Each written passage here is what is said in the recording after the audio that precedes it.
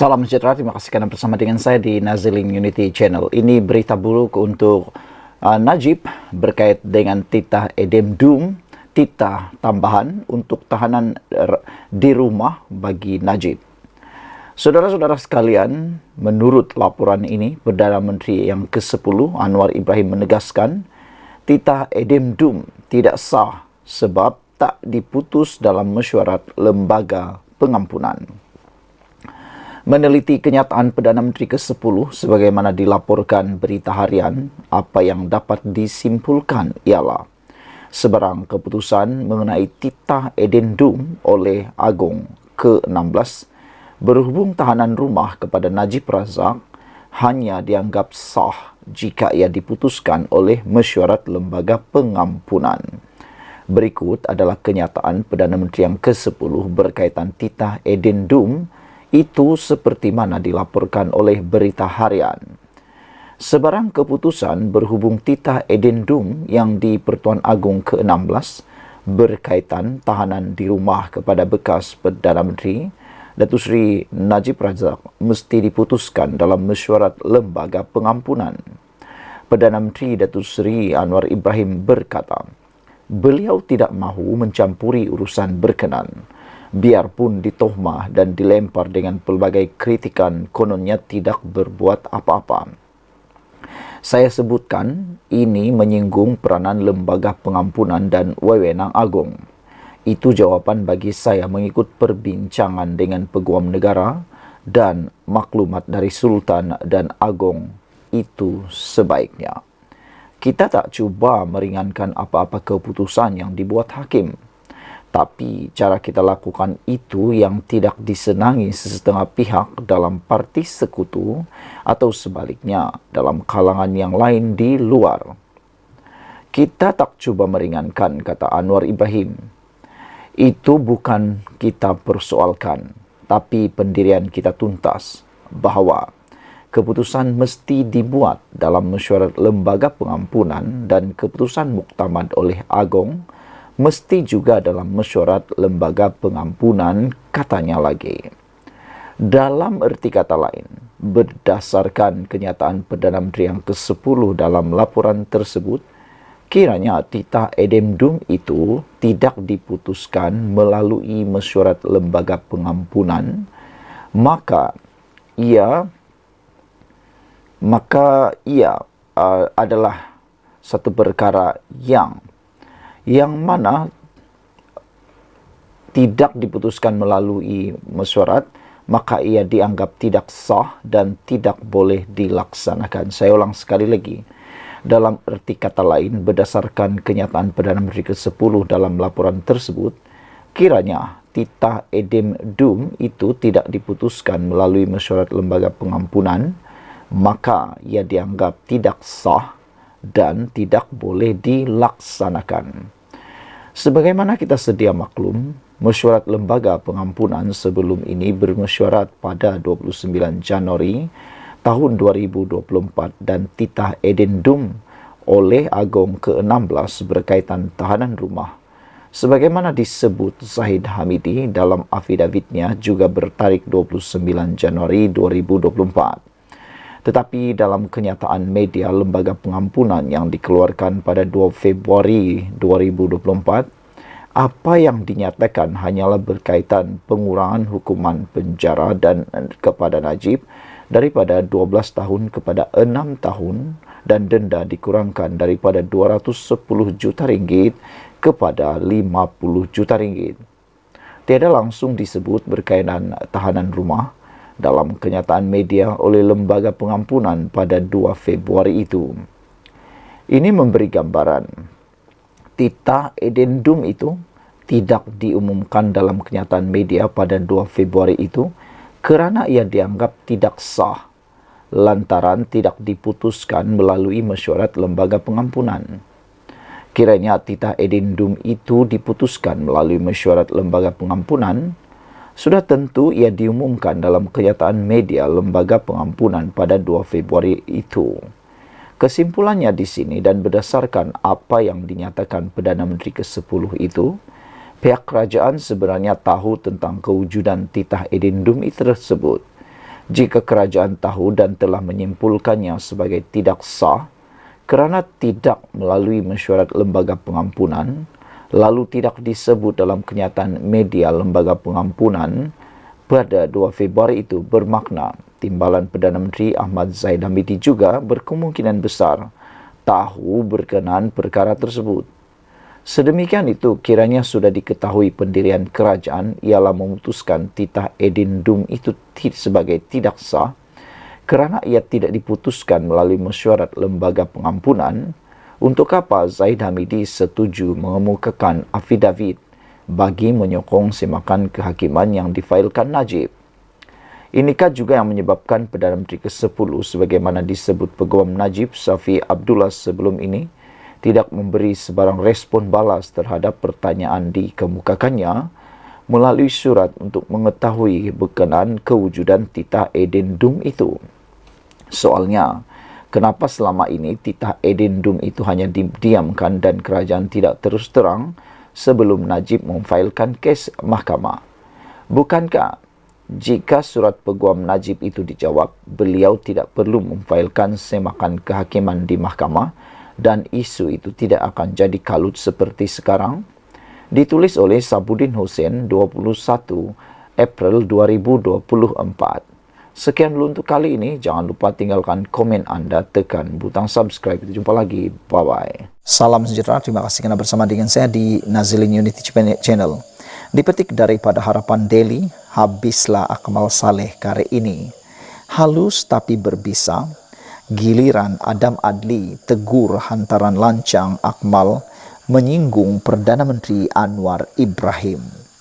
Ketua Pemuda PKR Adam Adli Abdul Halim mengingatkan rakan pemuda dari UMNO Dr. Muhammad Akmal Saleh supaya berhati-hati dalam mengeluarkan kenyataan terutama kepada Datuk Seri Anwar Ibrahim.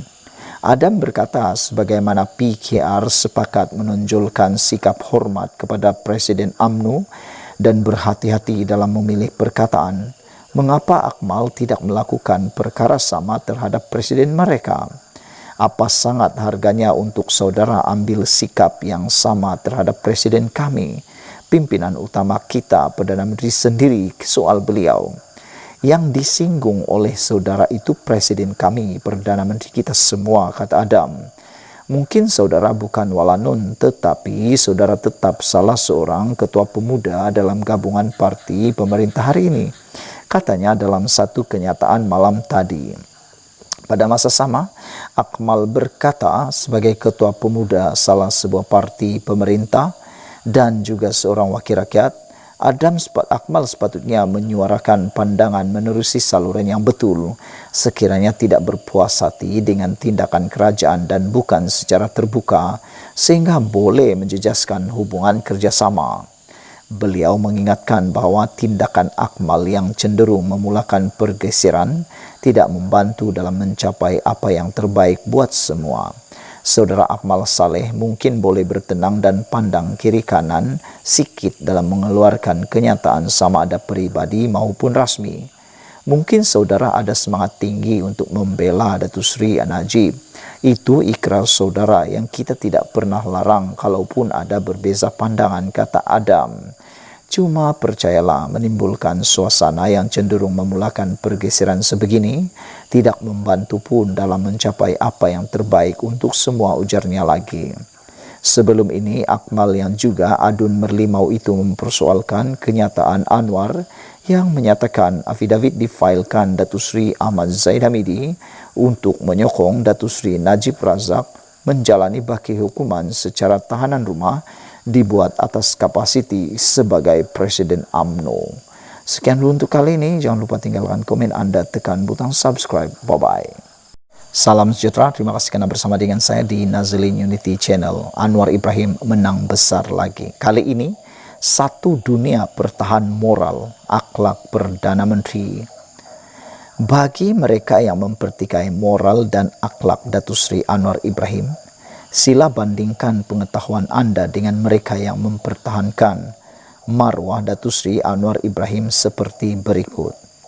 Sejak bermula fitnah dan tuduhan dan direkayasa dengan maksud pembunuhan karakter ke atas Datuk Seri Anwar Ibrahim pada tahun 1998 agar Datuk Seri berhenti berpolitik.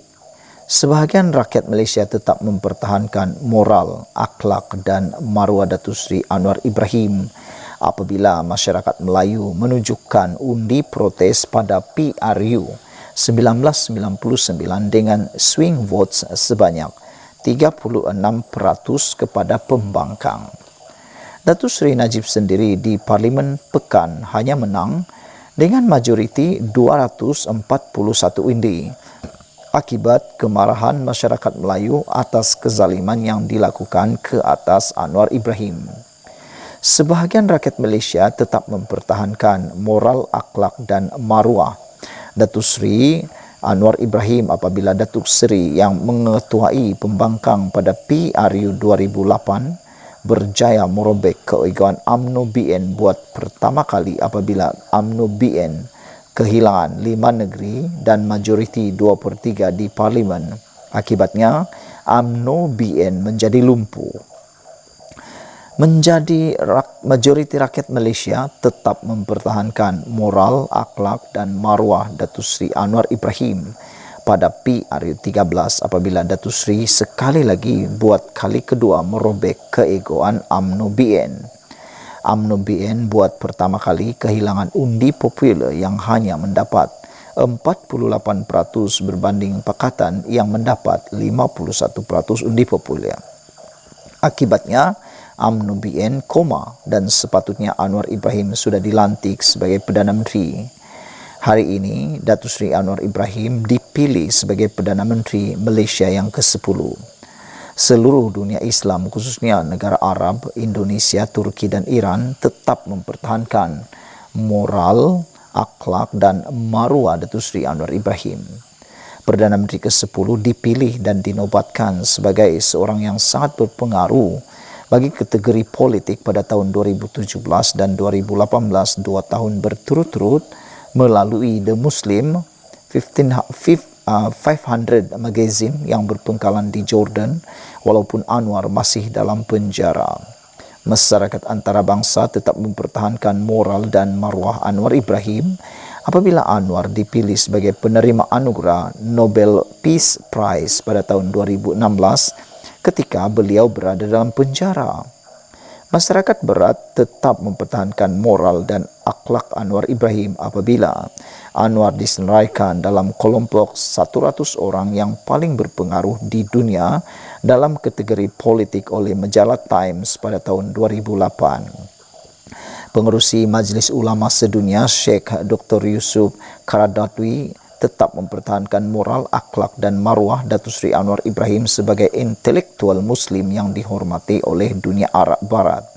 Almarhum Ustaz Datuk Fazil Nur bekas Presiden PAS tetap mempertahankan moral, akhlak dan maruah Datuk Seri Anwar Ibrahim. Almarhum Tuan Guru Nik Aziz Nikmat bekas Mursyidul Ampas tetap mempertahankan moral, akhlak dan maruah Datuk Seri Anwar Ibrahim. Almarhum Tuan Guru Harun Din bekas Mursyidul Ampas tetap mempertahankan moral, akhlak dan maruah Datuk Seri Anwar Ibrahim. Tuan Guru Haji Hadi Awang Presiden PAS tetap mempertahankan moral, akhlak dan maruah Datuk Seri Anwar Ibrahim. Aiman Rais pemimpin Jemaah Muhammadiyah Indonesia tetap mempertahankan moral, akhlak dan maruah Datuk Seri Anwar Ibrahim. Kiai Haji Masum Badasuoso Jawa Timur Indonesia tetap mempertahankan moral, akhlak dan maruah Datuk Seri Anwar Ibrahim. Kiai Haji Gafur Pondok Sunan Derajat Gresik Surbadaya Jawa Tengah Indonesia tetap mempertahankan moral, akhlak dan maruah Datuk Seri Anwar Ibrahim. Sheikh Abdul Razak Hafiz Malah Puram Kerala India mempertahankan himpunan 1/2 juta umat zikir, memimpin himpunan 1/2 juta umat zikir dan solat hajat untuk mempertahankan moral, akhlak dan maruah Datuk Seri Anwar Ibrahim. Haji Habibie bekas Presiden Indonesia tetap mempertahankan moral, akhlak dan maruah Datuk Seri Anwar Ibrahim. Mustafa Cerik Mufti Bosnia Herzegovina tetap mempertahankan moral, akhlak dan marwah Anwar Ibrahim.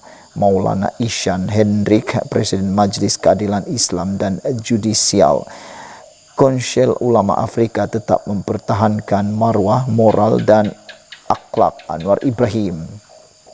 Sheikh Wahbah Az-Zuhaili, seorang ulama terkenal dari Syria, tetap mempertahankan moral, akhlak dan marwah Anwar Ibrahim. Ramai lagi yang mempertahankan Anwar Ibrahim, beratus berpuluh. Semua ini bukan bermaksud taksub kepada Datuk Seri Anwar Ibrahim. Saya sedar Datuk Seri Anwar Ibrahim hanyalah manusia biasa.